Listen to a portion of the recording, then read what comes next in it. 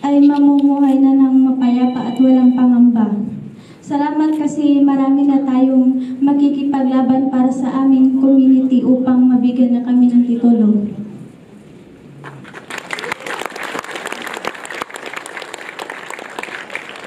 Sa mga gusto pong mag-donate, meron pong nakalaan na donation boxes sa labas ng cinemas every after screening po.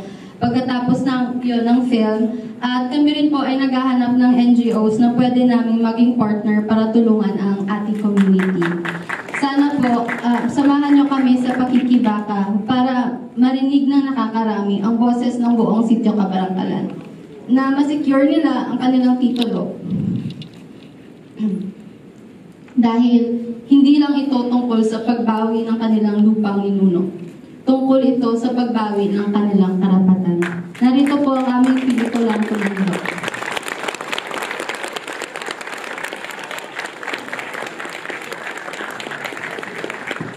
We request our filmmakers to remain on stage to receive their certificate of recognition. Presenting this certificate, we call on Mr. Dennis Marasigan, CCP Artistic Director and Vice President, Mr. Chris Miliado, Cinemalaya Festival Director, and Ms. Loris Guillen, Cinemalaya President.